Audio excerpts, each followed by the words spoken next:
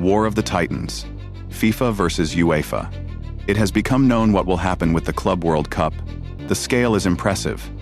Wayne Rooney has named the savior of United, while stars are being shown the exit for zero. Chelsea is preparing mass executions for the sake of a new target for 80 million. And at Arsenal, a historic contract and a harsh verdict for a crystal star. Let us get into the details. It seems FIFA has decided that there can never be too much football and has aimed for a true gigantization of the Club World Cup. According to The Guardian, UEFA is ready to support the plan to expand the tournament to 48 teams. However, there is one strict condition. European football officials will agree to this step only on the condition that the Club World Cup continues to be held once every 4 years, and not every 2, as FIFA would like.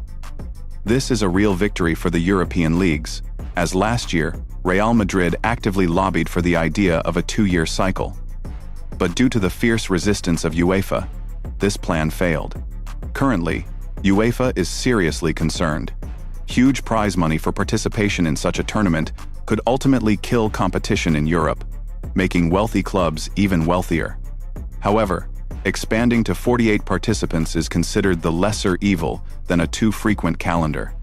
It is expected that in the year 2029, the number of quotas for Europe will increase from 12 to 16. The next tournament is planned to be held in the summer of the year 2029, and the main favorites for the role of hosts are Spain and Morocco.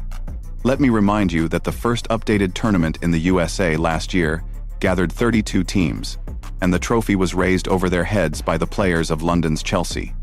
We are moving toward a format where the Club World Cup will resemble a true World Cup in scale. More matches, more money, but at the same time, more load on the players, who even now can barely withstand the schedule. The main question is whether this football feast will turn into a tournament for the chosen few, where the gap between top clubs and others becomes final and insurmountable. At Old Trafford, a turning point is brewing, where the question of who is to blame gives way to what's next. While the club's management considers the candidacy of the head coach, the legendary Wayne Rooney made a loud statement in favor of Michael Carrick. In Rooney's opinion, the club should stop searching for mercenaries and trust a person who breathes the spirit of United. In an interview with ESPN, Rooney expressed himself most directly. "We have already tried different coaches, Murillo, Van Gaal, Ten Hag, and Amorim, and for me, Carrick looks like the logical choice. He has a truly calming influence. Michael manages the entire squad and does it well. We saw his influence on Cunha, Sesko, Maguire, and Martinez.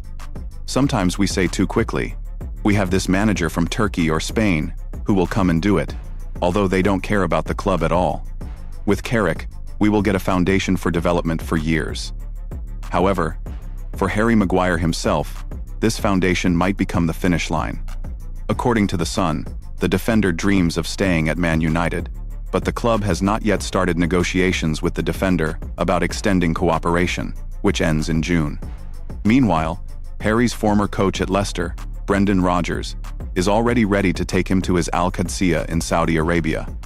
Maguire gave the club 7 years, playing 258 matches and recording 17 goals and 9 assists in his account. But now he is closer to the Middle East than to a new deal. United is even more radically set regarding Jadon Sancho.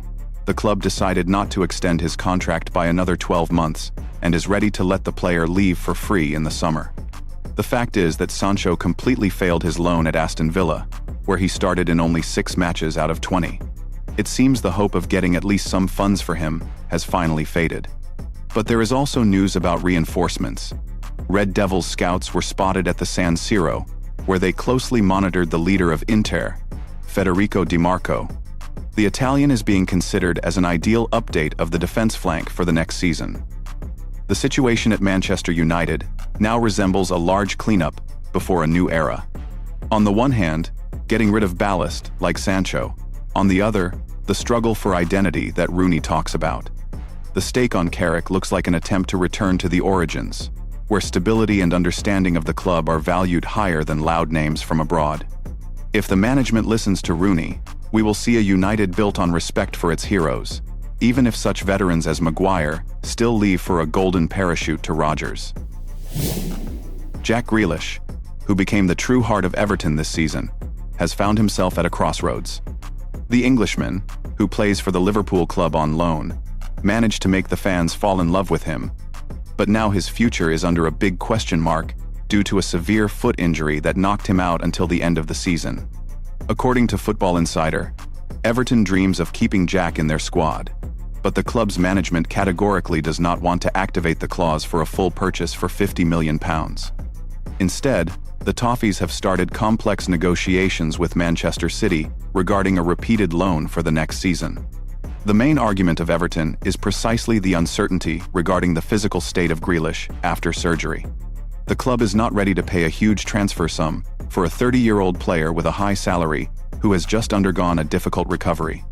However, Jack himself has repeatedly stated that he is absolutely happy in the new place, where he felt like a leader again.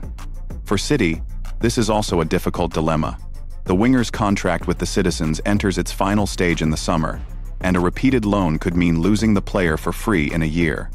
It is a classic want it, but fear it situation. For Everton, another year of Grealish on loan would be an ideal scenario. They get a star, minimize financial risks, and give Jack time to calmly return to form.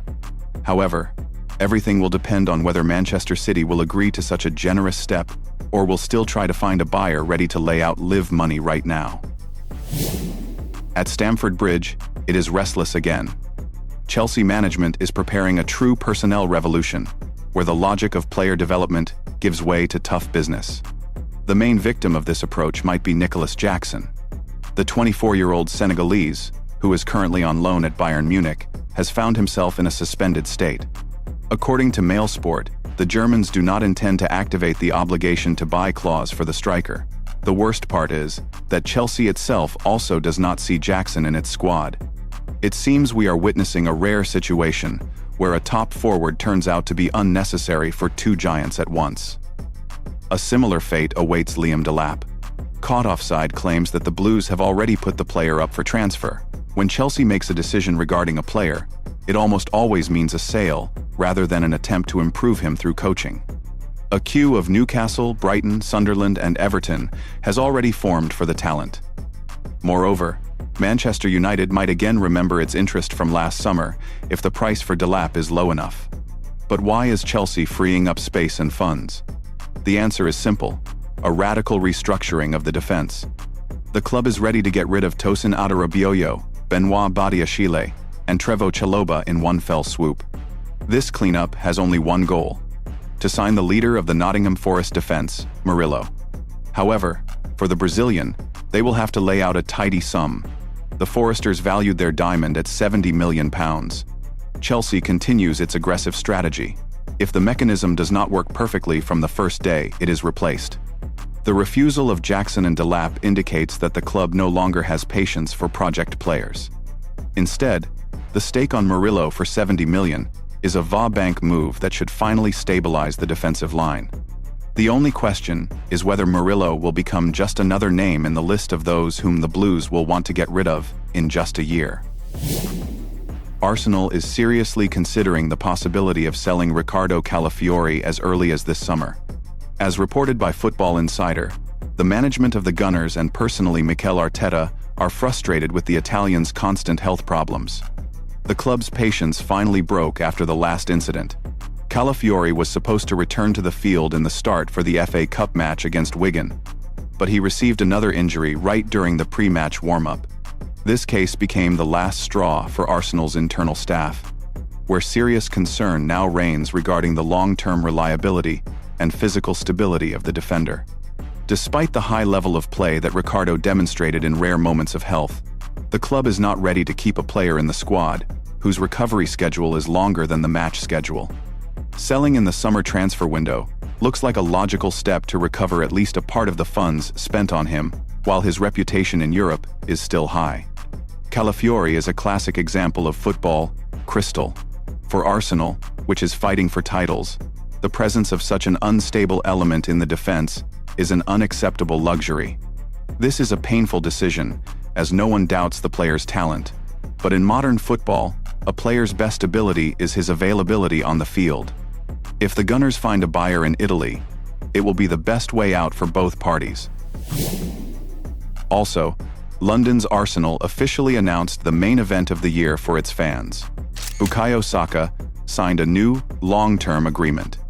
According to the official report, the contract is designed for the next 5 years, which will make the star boy the face of the club until the year 2031. But that's not all. Parallel to this, the Gunners are preparing a real transfer bomb. 31-year-old Bayern Munich midfielder Leon Goretzka has already announced that he is leaving the German giant in June as a free agent. Despite the huge desire of Bayer Leverkusen to intercept the player, Goretzka himself prefers a move to England, and Arsenal has already shown serious interest in the services of the experienced German. For Arsenal, this is an ideal moment. They not only kept their main asset in the person of Saka, but also got a chance to strengthen the center of the field for free with an elite-level player. The signing of Goretzka could become that very missing element of experience needed by Arteta's young team to win titles. That's all for today. Thanks for watching. Drop a like if you enjoyed it, and let me know your thoughts in the comments. Wishing you happiness, health, and great football.